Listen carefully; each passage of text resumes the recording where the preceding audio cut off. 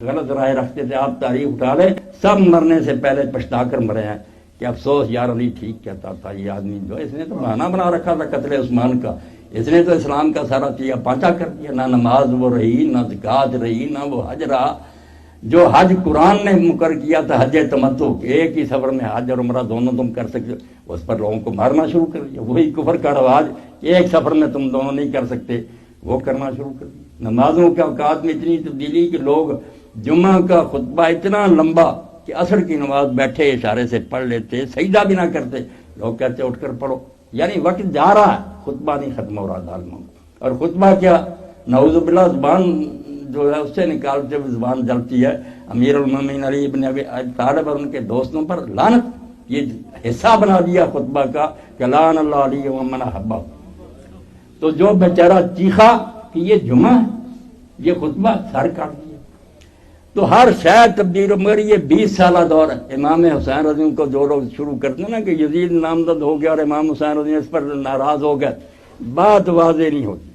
اگر امیر معاویہ کو حضرت حسن یہ ہاتھ کھلا نہ دیتے اور 20 سال میں اس کا اصل چہرہ سامنے نہ آتا تو حضرت حسین رضی اللہ کی تحریک بالکل بے جواز ثابت ہوتی کہ یار ایک برا آدمی بیٹھ گیا، پھر کیا، اگر سسٹم ٹھیک چل رہا ہے تو شراب پیتا ہے یا زنا کرتا ہے، اس سے کیا قیامت آ جاتی، یہ اس کا ذاتی فعل ہے۔ نہیں، میں نے جو خطبات دی اور جو تاریخ کنگالی، اور میں علی وجہ بصیرت کہتا ہوں کہ یزید جو ہے یہ ایسے ہی جیسے خواجہ حسن نظامی مرحوم سے جب کوئی پوچھتا تھا کہ آپ معاویہ کے بارے میں کہتے کیا ہیں، تو وہ کہتے تھے بڑا بڑی فکرہ کہ وہ تو یزید کا بھی باپ تھا۔ یزید بالکل اس کے مقابلے میں پاسنگ بھی نہیں ہے جو ظلم اس نے کیا، جس نے سر اور اس نے اڑائے ہیں، اور علی علیہ السلام کے ماننے والوں کی جائیدادیں ضبط کی، ان کی زبانیں کاٹی، ان کو درختوں پر لٹکایا، پورے ملک میں دہشت پھیلا دی، اور لوگ۔ اب مختصر بات یہ ہے کہ ایک مسئلہ آپ کا رہ گیا ہوگا کہ جناب امیر معاویہ رضی اللہ تعالیٰ عنہ کا جو سلسلہ ہے تبرہ بازی کا، اس کا نام کوئی شرائط صلح طے کرنا نہیں ہے، نہ کوئی اصلاح کرنا، نہ اپنا موقف بیان کرنا ہے، بلکہ سن 40 میں آپ نے تبرہ شروع کیا جو لگاتار صدی کے خاتمے تک جاری رہا، اور حضرت عمر بن عبدالعزیز رضی اللہ تعالیٰ نے اس کو آ کر کے بند کیا۔ یہ خطبہ جسے ان اللہ یامر بالعدل والاحسان وایتاء ذی القربی، یہ حضرت عمر بن عبدالعزیز نے اس جگہ اس کو ریپلیسمنٹ کی ہے۔ لیکن ہم چونکہ اہل سنت والجماعت میں سے ہیں، جناب امیر معاویہ رضی اللہ عنہ کو برا بھلا نہیں کہنا چاہتے۔ سرکار کو اس بات کا اختیار ہے کہ ایک برے سے برے آدمی کے بارے میں کہیں زبان بند رکھو، اس کو خدا بخش دے گا۔ ہم سرکار کی زبان پر کامل اعتماد رکھتے ہیں، اور یہ نہیں کہہ سکتے کہ اتبرہ انہوں نے کی یا نہیں، یہ بات ہر کتاب نے لکھا ہے، یہ جتنے لوگوں نے یہ گھڑا ہوا ہے، یہ بات ہوئی نہیں۔ مسلم شریف کے اندر حدیث موجود ہے، پوچھتے ہیں اے زید بن ارقم تم حضرت علی مرتضیٰ پر سب کیوں نہیں کرتے ہو؟ سب کے معنی گالیاں دینا، سباب المسلم فسوق و جدالہ کفر، مسلم کی حدیث ہے، مومن کو گالی دینا یہ گناہ کبیرہ ہے، اور اس کو قتل کر ڈالنا یہ کفر ہے، اعتقادی طور پر صحیح سمجھ کے۔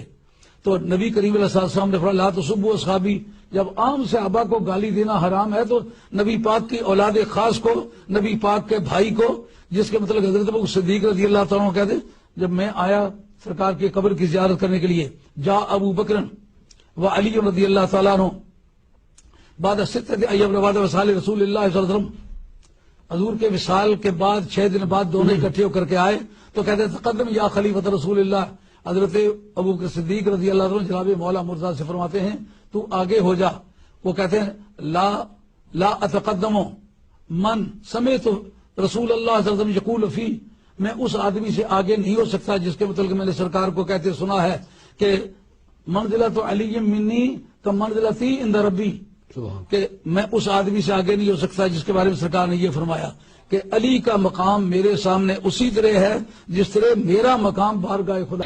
تو ان کو جو ہے وہ لوگوں کی نظروں سے چھپا کر کے جو ہے وہ رکھا گیا، اور ایک دور وہ بھی آیا کہ ممبروں پہ بیٹھ کے مولا علی کو گالیاں دی جاتی تھی۔ یہ تاریخ میں یہ دور بھی آیا، آپ پڑھیں تاریخ، بنو امیہ کا ایسا دور بھی دنیا نے دیکھا ہے۔ اسی لیے حضور نے فرمایا تھا من سب علی فقد سبنی، جس نے میرے علی کو گالی دی اس نے مجھے گالی۔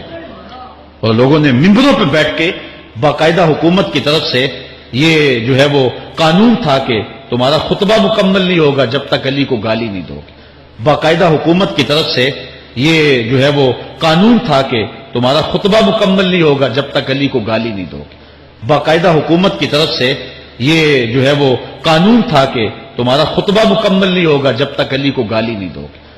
یہ لمحے بھی آئے جب اس دور میں دشمن علی موجود تھے، مبغضین موجود تھے، اور افراط محبت میں رکھنے والے موجود تھے. تو یہ دور تو اسلام کا حضور کے دور سے 1400 سال پیچھے ہے، تو یہاں بغض رکھنے والے بھی موجود ہیں. اور ایک گل جدوں سنائی افسوس کی گل ہے، ہوں آدھے صحابی نو برا نہ کہو، صحابی پہل کی نہیں کی اس بری رسم کا آغاز کی نہیں کیا، اور لوگ چھپ کے نہیں ممبراں تے. اور 132 سال جب تک ہجری دے نہیں آئے مسلمانوں کا ہر ممبر جڑا تھا جمعہ عید جڑا سی وہ خطبے پڑھیا جاتا سی، خطیب مجبور سی کہ اللہ علی تے اور محبت رکھنے والا تے لعنت کرے. یہ معاویہ یہ کام کراؤندا سی جدوں کہ علی مر بھی چکا سی، مرے بھی جان نہیں چھڑی. اور حضرت سعد بن ابی وقاص نے مدینے آیا کہا سارے لوگ میرے کیا تے گالاں کردا ہے، مسلم اور نسائی شریف اپنے ترمذی کر لینی. انہوں نے کہا شرم کر، ایسے بندے نے تو آنا کہ تو گالاں کیوں نہیں کرنا، جہدے بارے 3 شیاں میرے سامنے گزریاں جنہاں تو 3 سنائے کسے ایک میں سنا رہا لہذا نہ ہو جائے. 3 واقعے انہوں نے کہا میرے سامنے حضور دے دور تے ہوئے، کوئی جمعہ نہ علی دے مرتبے نو پہنچنا تے تو ہن مینوں نہ تو علی نوں گالاں نہیں کرنا، تو کرنی ہے تے کرنا. پھر میں قسم کھاتی ہے کہ آئندہ جس مجلس تو ہوے گا اتنے ساتھ نہیں ہوگا. یہ 3 سالہ دور ہے حضرت عمر کی یاد تازہ کر دی. یہی وجہ ہے کہ آپ کو عمر ثانی کہا جاتا ہے. اب ہوتا کیا تھا، یہ بھی تو بنو امیہ سے ہیں. تو بنو امیہ نے کیا طریقہ شروع کیا تھا کہ جب جمعہ کا خطبہ ہوتا تھا تو جمعہ کے خطبے کے اندر لازمی تھا کہ حضرت علی کو گالیاں دی جائیں. تو بنو امیہ کا یہ طریقہ تھا، تو یہ طریقہ غلط تھا، سب نے کہا یہ غلط ہے. لیکن اس کا مطلب یہ نہیں کہ اس ایک غلطی کے بنا پر ایک پورا مذہب بنا لیا جائے گا، نہیں، وہ غلط کیا انہوں نے. تو عمر بن عبدالعزیز جو ہیں یہ اٹھے، سب سے پہلا آپ نے آرڈر یہ دیا کوئی کسی خطبے کے اندر اور کسی جگہ پہ مولا علی کو، اولاد علی کو گالیاں نہیں دی جائیں گی اور ان کو کوئی تکلیف نہیں پہنچائی جائے گی. یہ کس کا اثر ہے؟ یہ امام الباقر علیہ السلام کی تعلیم اور امام زین العابدین کی تعلیم کا اثر ہے. یہ آپ سے محبت اور عقیدت کا نقطہ نظر ہے اور نتیجہ ہے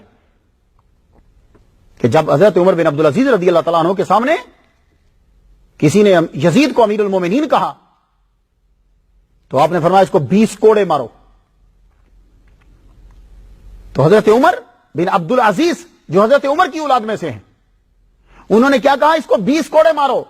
تو اس دور میں اگر کوئی ڈاکٹر، کوئی علامہ، کوئی مفکر، کوئی مقرر ان کے سامنے یزید کو امیر المومنین کہتا تو ہاں وہ کتنا بڑا ہوتا، پہلی صدی کا مجدد اس کو کوڑے مروا دیتا، وہ نہ دیکھتا.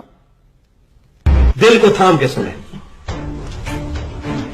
ممبروں سے گالیاں نکالی جاتی تھی حضرت علی کو. ایک تو مثال میں دے چکا ہوں پہلے، مغیرہ بن شعبہ والی.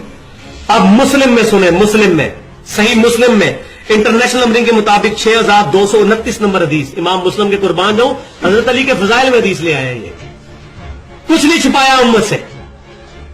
6229 نمبر حدیث، سہل بن سعد رضی اللہ تعالیٰ عنہ، مشہور صحابی جن کی بخاری میں حدیث ہے کہ نبی صلی اللہ علیہ وسلم کے زمانے میں ہمیں حکم دیا جاتا تھا دایاں ہاتھ بائیں زرہ پہ رکھیں. یہ وہ ہے سہل بن سعد. ان کو بلایا بنو امیہ کے گورنر نے اور کہا کہ تم علی پر لعنت کیوں نہیں کرتے ہو، علی کو گالیاں کیوں نہیں دیتے، علی کو گالیاں دیا کرو. یہ مسلم کے الفاظ رہے دیکھیں.